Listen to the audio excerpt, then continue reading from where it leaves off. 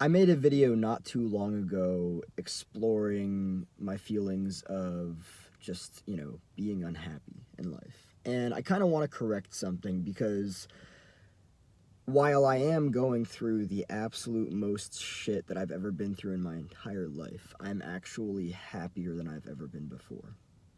Right? Um, and there's a reason as to why I'm happier than I've ever been before. Um, and it dates way back. Because I really look at the progression of myself over the long term rather than the short term.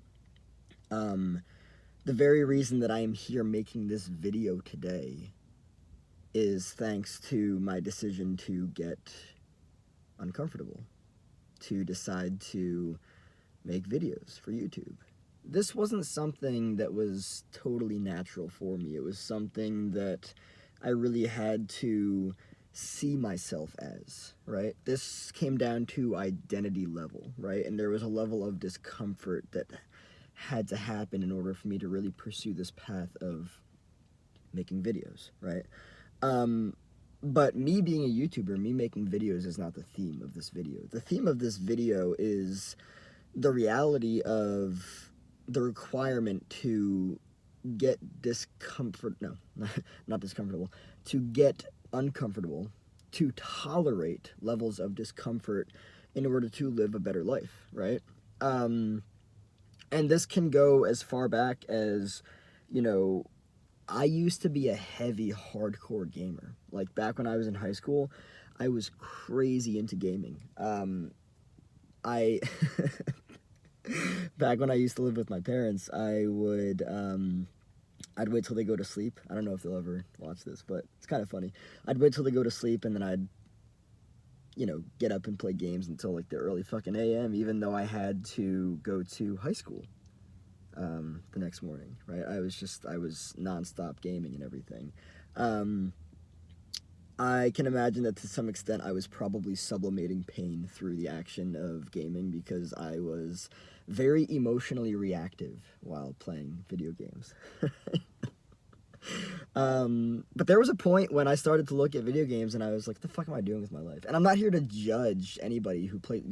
Again, you can do whatever the flying fuck you want to. That's the beauty of being a human. That's the beauty of being alive.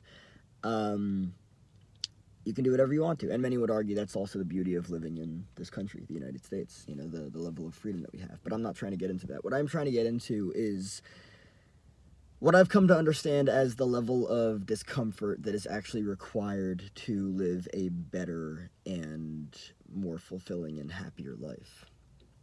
I do personally believe that there is discomfort that is required that a person must go through to live a better life. There's a good fucking chance that you do things as a person that you're comfortable with, but that you're not actually happy with. And this goes back to the video that I made not too long ago. I think it was like 2 weeks ago or something. I was talking about how I have been comfortably unhappy for so long. Comfort and happiness are two different things. They are. I personally believe so, at least. I'm not here to claim any fact or truth or anything. I don't buy into that shit.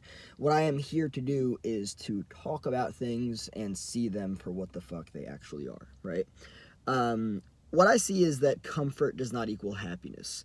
What I see is that comfort is its own thing. Here's an example. You might be really comfortable with consistently laying yourself down in a nice, warm, or hot bubble bath and just relaxing. And I'm going to say it for what it is. That's a wonderful and beautiful experience, right? Now, the contrast, the opposite, a cold, an ice bath or like a cold shower, right?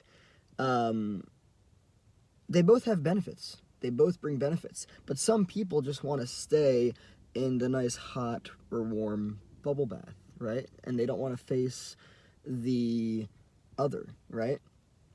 Because what I see it is that, or I should say the way that I see it is that life is about both and rather than this or that, right? And the fascinating thing here is that I see how much comfort and black or white thinking actually have to do with each other, and also have to do with a person's capacity to potentially achieve a better life for themselves, right? Similarly, and here's the comparison and as well as the contrast, black or white thinking is an underdeveloped way of looking at things. It is. That's just the way that it is. And for many people, that's comfortable, right? It's comfortable for them to see certain things as good and certain things as bad. Nothing is good, nothing's bad. It's just a fucking word. It's just an idea. It's just a belief, right? And so the reason why I present the black or white thinking and I apply it here is because it all goes back to a person's capacity to get uncomfortable, to potentially live a better life. There was a point in my life 5 years ago, 10 years ago, more than a decade ago, that I was just fucking miserable as a person, right? I was comfortable with who I was, but that didn't mean that I was happy with who I was. Comfort does not equal happiness. Comfort is comfort and happiness is happiness, right? And the more I found myself focused as a goal-driven creature, which it's actually been argued that that's what we are, and that's how we can find ourselves happiest, right? When I find myself as, which I am, a goal-driven creature, right? When I have an aim, a path, a direction, and I want to create something, I feel a bigger drive, right? When I'm just stagnated in the same comfort over and over and over again, I don't want that, right? And I think that it's probably reasonable to say that a lot of people might find comfort, a lot of people might find themselves unhappy, but also because they're comfortable, right? I have put myself through a tremendous amount of discomfort over the past, I would say, specifically 3 to 5 years now. Willingly.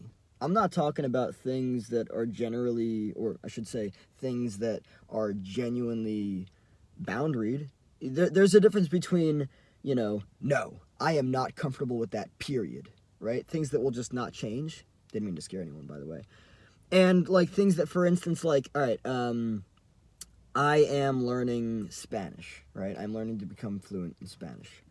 So that means I'd have to do things differently. I'd have to implement the practice of speaking Spanish in my day-to-day life, right?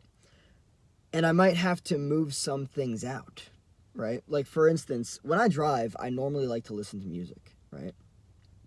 But now, since I'm learning Spanish, I've been listening to people talk Spanish. I've been talking, I literally talk to myself in Spanish. Like, I haven't really been talking a whole lot with other people to learn Spanish. The majority of what I've done for learning to speak Spanish is listening to, like, videos on YouTube and everything, and then also, like, talking to myself in Spanish. And it's been wonderful. It's been great. But that's an example of me getting uncomfortable because, honestly, it's not the same high because it's not something that I'm 100% great at.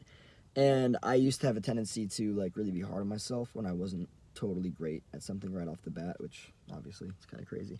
What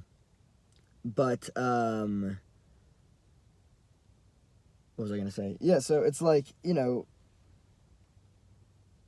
what I want is to get better at Spanish.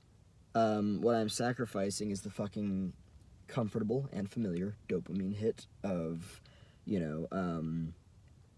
listening to music. And I'm going to apply this to actually something that I think is even more, there's no more or less here. Everything's beneficial. But let's look at in terms of relationships, right? From what I understand, a lot of people actually struggle with emotional immaturity. I'm not pointing any fingers and I'm not saying any names. This is just in general, right? But this is an example of actually getting uncomfortable to live a better and happier life. If you struggle with emotional immaturity, meaning you are emotionally immature, right? You struggle with arrested development, right? Something in childhood happened that fucked you up and it stopped your emotional development, right? Um, you can stay comfortable there. You can, all you want, right? But I'm just gonna say it for what the fuck it is. Your relationships are going to fucking suck. They are. That's just the way that it is, right? Probably because of the characteristics of emotional immaturity, right? I don't know. Just there are characteristics of emotional immaturity that sincerely fuck up relationships, whether romantic or platonic, right? They tend to be very close-minded. They tend to be very reactive. They tend to talk over. They tend to, my way or the highway. Emotional immaturity, to spell it out, not simply because it's not a simple thing, but just to put things into perspective because I was just talking about it. Black or white thinking, right? Emotional immaturity is black or white thinking. This or that. A person's either all good or all bad, right? You can't see the both and, right? That's just an example. An unwillingness to compromise. Compromising is a healthy part of natural, healthy, or I should say, compromising is a natural part of healthy relationships. There we go. But that's just another example of getting uncomfortable to live a better life because from what I understand, there was a point in my life when I was actually emotionally immature. I might actually not be totally accurate about that. I can imagine that there was, though, a point in my life when I was not emotionally mature. Actually, that makes a lot of sense, if that is the case. I think that is the case. Because the way that I used to conduct my relationships, lack of healthy boundaries, lack of self-respect, all of that stuff, lack of healthy mutual give and take and all that stuff, yeah, I personally believe that getting yourself into a happier, better life requires getting uncomfortable, right? Because an identity, especially if it's never changed from an early age, it's comfortable, right? And the other thing too, the highs and lows with many comfortable identities is comfortable, right? And that oftentimes has to do with emotional immaturity, right? There are severe highs and lows of emotional immaturity. But I'm just so grateful to my past self for all of the decisions that I made to get uncomfortable because, man, have I been through a fuck ton of a lot of discomfort. And it wasn't bad. There we go. Good or bad again. Black or white thinking. It really wasn't. It was willing. I was stepping into the cold shower or the ice bath willingly, right? I was deciding to paint with something other than fucking monotone gray. Let's try the fucking turquoise. Let's see how that beautiful, I don't know, Gulf of Mexico water feels like. Trying something different. Just simply, and I know it's not simple because it can be painful depending on the level of discomfort, but simply trying something different. Learning Spanish instead of listening to the same fucking music that mirrors the familiarity of what traumatized me early on in life, right? That's another thing, too. Changing the music that you listen to. I learned that the music that I've been listening to for decades now is just a fucking mirror to the trauma of what happened earlier on in my life, right? And now I listen to elevator music. Well, it's more so like tropical jazz, bossa nova and stuff, but it's beautiful. Just simply choosing something different, getting uncomfortable to live a better, happier, and healthier life. That's what it's all about.